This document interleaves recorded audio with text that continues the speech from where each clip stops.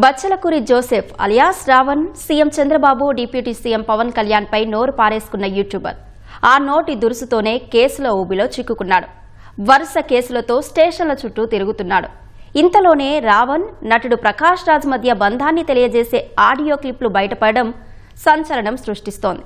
మత కుల ఘర్షణలు రెచ్చగొట్టేలా ఇద్దరూ తాడేపల్లి డైరెక్షన్లో కుట్రలు చేస్తున్నారన్న ఆరోపణలు ఒక్కసారిగా హీట్ పెంచాయి. ఈ క్రమంలోనే రావణ్ పై పోలీసులు ఉపా చట్టం కింద కేసు పెట్టారు. మేము గొర్రెలం కాదు, బానిస బ్రతుకు బ్రతకడానికి.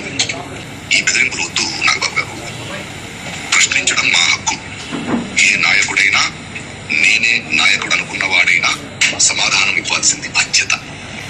అర్థమైందా? Just asking. CM Chandrababu deputy CM Pawan Kalyan పై అనుచిత వ్యాఖ్యలతో కేసులో కూరుకుపోయిన YouTuber Bachchalakuri Joseph alias Ravan పై చట్ట వ్యతిరేక కార్యకలాపాల నిరోధక చట్టం కింద కేసు నమోదైంది. ఇప్పటికే 4 సార్లు అరెస్టై బెయిల్ పై బయటకు వచ్చిన రావణ్ పై గన్నవరం పోలీసులు పలు సెక్షన్ల కింద కేసులు నమోదు చేశారు. సెక్షన్ 147, 148, 152, 192, 197 1D, 353 1B కింద కేసు పెట్టారు. బిఎన్ఎస్ సెక్షన్లతో పాటు చట్ట వ్యతిరేక కార్యకలాపాల నిరోధక చట్టం ఉపా 39 సెక్షన్ కింద కేసు పెట్టారు.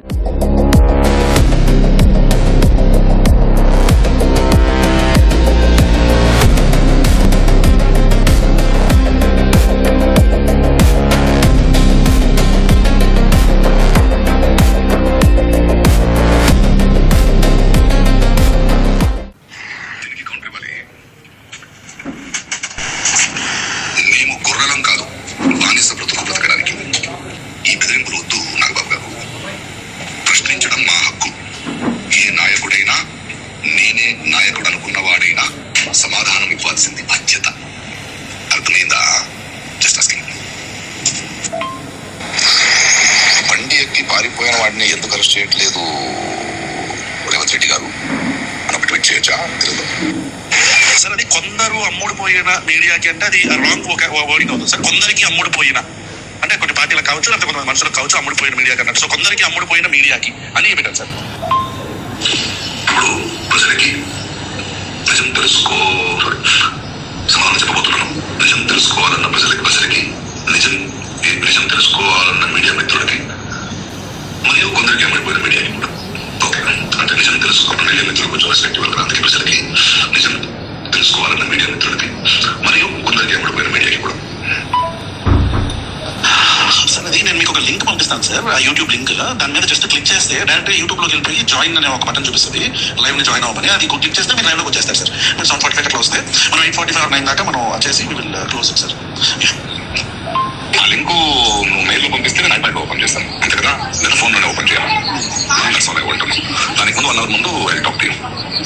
విన్నారుగా ఈ ఆడియో. జస్ట్ ఆస్కింగ్ అంటూ వివిధ అంశాలపై మాట్లాడే నటుడు ప్రకాష్ రాజ్, ప్రభుత్వంపై నోటికొచ్చినట్లు మాట్లాడే బచ్చలకూరి జోసెఫ్ అలియాస్ రావణ్ మధ్య సాగిన సంభాషణ ఇది. రావణ్ అరెస్ట్ అయినప్పటి నుంచి ప్రకాష్ రాజ్ అనేక వీడియోలు చేశారు. ఈ క్రమంలోనే రాష్ట్రంలో శాంతి భద్రతల సమస్య సృష్టించేందుకు సోషల్ మీడియా వేదికగా ప్రకాష్ రాజ్, రావణ్ ప్లాన్ చేస్తున్నారని మంత్రి కందుల దుర్గేష్ ఆరోపించారు. ప్రభుత్వంపై కుట్రలకు, కుల మత విద్వేషాలు రెచ్చగొట్టేందుకు తాడేపల్లి పార్టీ డొల్ల కంపెనీలకు ఫండింగ్ ఇస్తోందన్నారు. జస్ట్ ఆస్కింగ్ అనేటువంటి పేరుతోటి గొంతు చించుకునేటువంటి ప్రకాష్ రాజ్ కి, మత ఘర్షణలు రేకెత్తించే విధంగా మాట్లాడే రావణ్ కి మధ్యలో ఎంతో అనుబంధం ఉంది. ఒక మాట ప్రకాష్ రాజ్ మాట్లాడాలంటే రావణ్తో సంప్రదించటం, రావణ వ్యవహారాల్లో ప్రకాష్ రాజ్ పూర్తిగా నిమగ్నం కావటం, ఇవన్నీ కూడా నిత్యకృత్యంగా ఉన్నాయి. సోషల్ మీడియాలో జరిగేటువంటి కుట్రపూరిత డిబేట్స్ ఇద్దరూ కలిసే నిర్వహిస్తున్నారనేది కూడా తేటతెల్లమైపోయింది. దానికి సంబంధించి మా దగ్గర పక్కా ఆధారాలున్నాయి. ఇవి కుల మత ఘర్షణలు రేకెత్తించడానికి వారు చేస్తున్న ప్రయత్నంగానే దీన్ని మనం భావించాలి. అయితే తెర మీద మనకి ప్రకాష్ రాజ్, రావణ్ కనపడుతున్నారు కానీ వీరిద్దరు వెనక ఉండి నడిపించేటువంటి వ్యక్తులు ఎవరు, అది ఎవరు దీన్ని ఇలా నడిపిస్తున్నారు, ఏ రకంగా రాష్ట్రాన్ని అల్లకల్లోలం చేయడానికి ప్రయత్నం చేస్తా ఉన్నారు, ఇది బయటికి తేలాల్సి ఉంది. మీకు ప్రకాష్ రాజ్ గారు 2019 నుంచి 24 వరకు ఏ ప్యాలెస్ మీ గొంతుకి తాళం వేసింది? అప్పుడు ఎందుకు జస్ట్ ఆస్కింగ్ అని మాట్లాడలేకపోయారు? అయినా అవసరం లేనప్పుడు ఏదో రకమైన ఘర్షణ సృష్టించడానికి జస్ట్ ఆస్కింగ్ వస్తుంది తప్పితే బయటికి, లేకపోతే ఏ రోజు మాట్లాడినటువంటి పరిస్థితిని మనం చూస్తూ ఉన్నాం. ప్రత్యేకించి ఒకటే మాకు అనిపిస్తుంది ఏంటంటే ప్రకాష్ రాజ్ కానీ అదేవిధంగా రావణ్ కానీ యాంటీ సోషల్ ఎలిమెంట్స్గా తయారయ్యారనేటువంటి మాట స్పష్టంగా కనబడతా ఉంది. ప్యాలెస్ నుంచి వాళ్ళు సపోర్ట్ చేస్తున్న షెల్ కంపెనీల నుంచి మీకు నెల నెల ఎంత ముడుతుంది, ఎంత డబ్బు ముడితే మీరు ఈ రకంగా మాట్లాడుతూ ఉన్నారు. ఉపా చట్టం అంటే అన్లాఫుల్ యాక్టివిటీస్ ప్రివెన్షన్ యాక్ట్. భారతదేశ సార్వభౌమత్వం, సమగ్రతకు భంగం కలిగించే శక్తులను, ఉగ్రవాద చర్యలను అణిచివేయడానికి 1967లో ఈ చట్టాన్ని తీసుకువచ్చారు. దేశ భద్రతకు ముప్పు కలిగించే ఉగ్రవాద సంస్థలు, వ్యక్తులపై ఈ చట్టం ద్వారా కఠిన చర్యలు తీసుకోవచ్చు. భారతదేశం నుంచి ఏదైనా ప్రాంతాన్ని వేరు చేయడానికి ప్రయత్నించే చర్యలను అడ్డుకోవచ్చు. సాధారణ చట్టాలతో పోలిస్తే చట్టవిరుద్ధ కార్యకలాపాల నిరోధక చట్టం కింద అరెస్టైన వారికి బెయిల్ లభించడం చాలా కష్టం.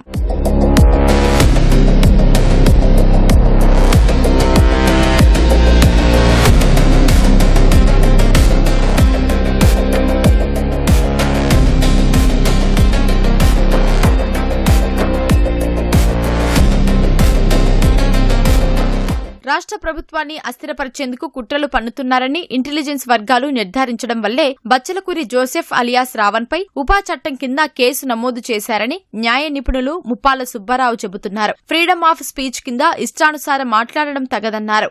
రావణ్ పై ఉపా చట్టం కింద ఎందుకు కేసు పెట్టారో ముప్పాళ్ల మాటల్లోనే విందాం. ఒక విధ్వంసాన్ని కలగజేయాలి, తద్వారా ప్రభుత్వాన్ని ఆబాసుపాలు చేయాలి అనే ఒక కుట్ర దాగి ఉన్నట్లుగా ఇన్వెస్టిగేషన్ ఏజెన్సీ గమనించింది. ఆ యొక్క కాల్ డేటా రికార్డులను పరిశీలించిన తర్వాత, ఆ వాయిస్ విన్న తర్వాత ఒక కుట్రపూరితంగా ఈ కార్యక్రమాలన్నీ జరుగుతున్నాయని చెప్పేసి నిర్ధారణకు వచ్చి ఆ యొక్క సెక్షన్ పెట్టిందనేది మనకు అర్థం అవుతోంది. కానీ సహజంగా భావ వ్యక్తీకరణ స్వేచ్ఛ అంటే ప్రభుత్వం చేసే తప్పిదాలను విమర్శించవచ్చు, ప్రభుత్వం చేసేవంటి ప్రజా వ్యతిరేక విధానాలను వ్యతిరేకించవచ్చు, వాటిని విమర్శించవచ్చు. కానీ ఇక్కడ అది కాదు. ఇక్కడ ఒక కుట్రపూరితమైన ఆలోచనతో వెనకొండి ఎవరో ప్రోత్సహిస్తూ చేస్తున్నటువంటి చర్యగా స్పష్టంగా విచారణ సంస్థలకు వెల్లడైంది. ఆర్టికల్ 19(1) భావ వ్యక్తీకరణ స్వేచ్ఛ ఇచ్చిన ఆర్టికల్ 19 సబ్ క్లాస్ 2లో బాధ్యతగా ఎలా వ్యవహరించాలో కూడా, ఏవి ఇవ్వకూడదో కూడా ఇచ్చింది. కాబట్టి ఇక్కడ వాళ్ళు ఏదో చెప్తూ ఉన్నారు, పిఠాపురంలో అరెస్ట్ చేశారు, లేకుంటే సర్పవరంలో అరెస్ట్ చేశారు, లేకుంటే మచిలీపట్నం తీసుకువెళ్లారు, వదిలేశారు, కానీ ఈ విధంగానే చేస్తా ఉన్నారు అని చెప్పేసని. కానీ అప్పటికి ఈ ఫోన్ లీకేజీ బయటికి రాలేదు, ఈ ఫోన్ సంభాషణలు బయటికి రాలేదు, ఈ ఫోన్ సంభాషణలో చేసినటువంటి కుట్ర కోణాలు బయటికి రాలేదు. కానీ ఆ సంఘటన తర్వాత కుట్ర కోణాలు, బస్సులు తగలబెడదామా, ట్రైన్లు తగలబెడదామా, లేకపోతే ప్రభుత్వాన్ని ఏ విధంగా అవమానపరుద్దామా, ఇబ్బంది ఎలా కోల్చాలి అనే ఒక కుట్రపూరిత ఆలోచన ఉన్నట్టుగా, కుల ప్రేరేపిత, మత ప్రేరేపిత ఆలోచనలతో చేస్తున్న కుట్రగా దీని ఇన్వెస్టిగేషన్ ఏజెన్సీ భావించింది. అందుకే ఊపా సెక్షన్ పెట్టింది. కాబట్టి కుట్రపూరిత ప్రభుత్వాన్ని పడగొట్టాలను, ప్రభుత్వాన్ని కోల్చాలను, ప్రభుత్వంలో విధ్వంసము, అశాంతి, మత ఘర్షణలు, కుల ఘర్షణలు సృష్టించాలను లాంటి ప్రయత్నాలు ఎవరు చేసినా ఈ సెక్షన్లు తప్పదు అనే విషయాన్ని ఇక్కడ మనం గుర్తుంచుకోవాలి మేడం. డెఫినెట్ గా దాంట్లో ప్రతిదానికి కూడా మోర్ దాన్ 10 years పనిష్మెంట్ ఉంది. కొన్ని సంఘటనలకు వచ్చేప్పటికి జీవిత ఖైదు ఉంది. కాబట్టి నిరూపణ అయితే, కానీ పోలీసు వాళ్ళు శిక్ష వేయరు. కానీ పోలీసు వాళ్ళు విచారణ చేసి న్యాయస్థానంలో సాక్షులను ప్రొడ్యూస్ చేసి వాస్తవాలను న్యాయస్థానం ముందు పెట్టిన తర్వాత, న్యాయస్థానం విచారణ అనంతరం న్యాయస్థానం శిక్ష విధించే అధికారం అయితే ఉంది. ఇది ఇన్వెస్టిగేషన్ ప్రాపర్ గా చేయాలి. కేసు తీవ్రతను చూస్తుంది. అప్పుడు నెలల తరబడి బెయిల్ ఇవ్వకపోయినా గానీ, సక్రమంగా స్పెసిఫిక్ గా ఓవర్ ట్యాక్స్ ఉంటే నెలల తరబడి జైలు ఇవ్వకపోయినా గానీ ఆశ్చర్యపోవాల్సిన అవసరం లేదు మేడం గారు.